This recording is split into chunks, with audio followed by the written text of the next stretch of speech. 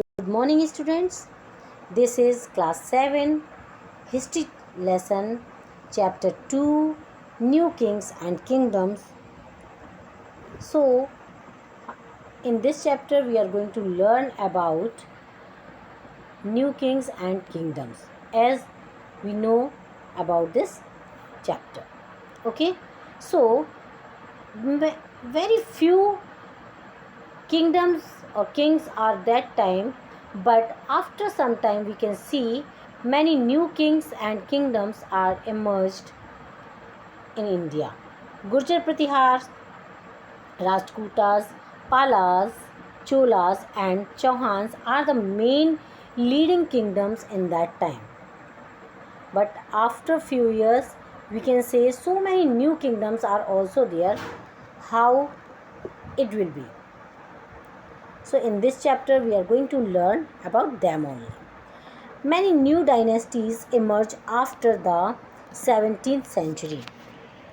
After the 17th century means after 1600, right? So dynasties in the different parts of the subcontinent between the 17th and the 12th centuries. Between these centuries we see so many new dynasties are there in India. The emergence of new dynasties. By the 17th century, there would be landlords or the warrior chiefs in different regions of subcontinents. Means, in this way, you can say there are many kings, those who are having the big piece of land under them, and they are unable to control that all the things in their kingdom. So they are having some landlords, or we can say warrior chiefs, in the different regions of the subcontinent. So in that way, that the king give some small pieces of land to the landlords or the warrior chiefs.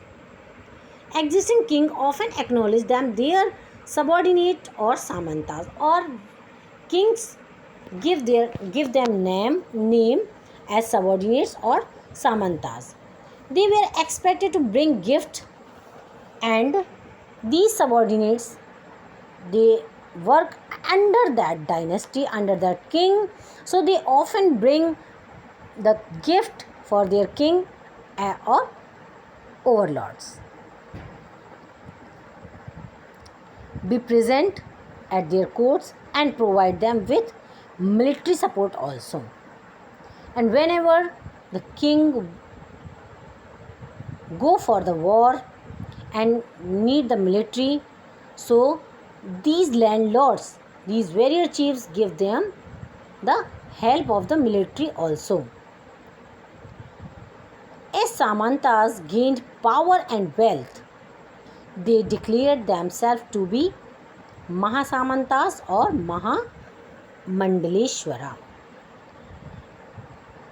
From the beginning, they are having a small piece of land.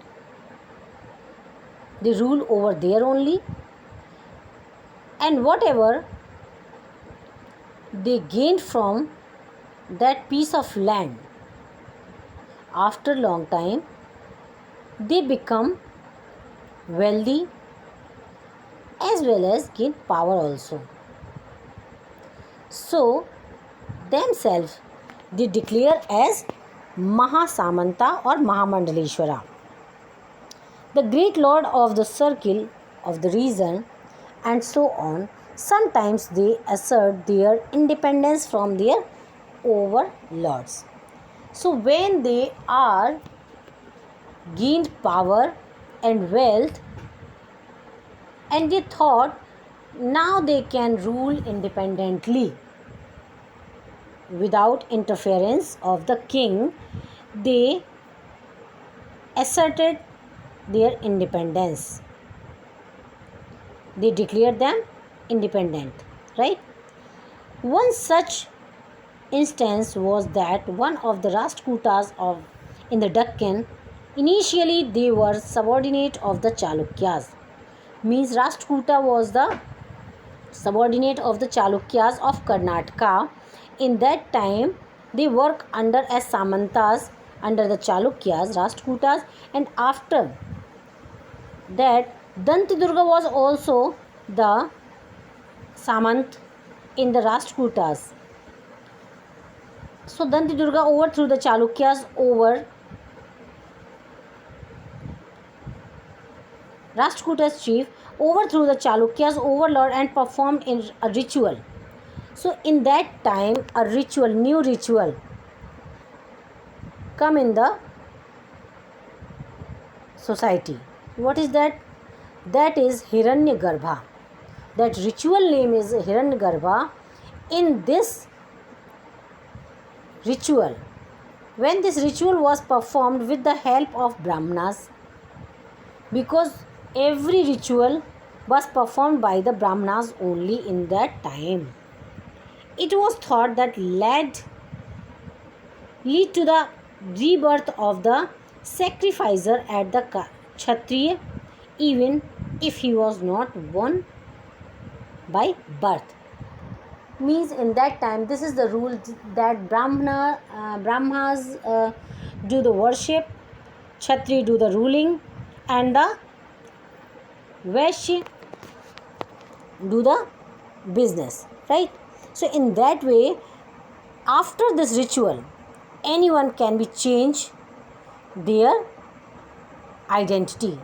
Means any Brahman can be Kshatriya, any Vaishya can be Kshatriya and become the ruler also. In other cases, men of enterprising family used their military skills, right? So in that time, it is also happening that the enterprising means the person who is doing business, they can also do the develop their military skills, or instances of Kadamba. Now for the example, we can see here the Kadamba Mayur Sharman and the Gurjar Pratihar Harishchandra were the Brahmas. They both the names, those who are the Samantas in that time, they both are Brahmins, and after some time who gave up their tradition.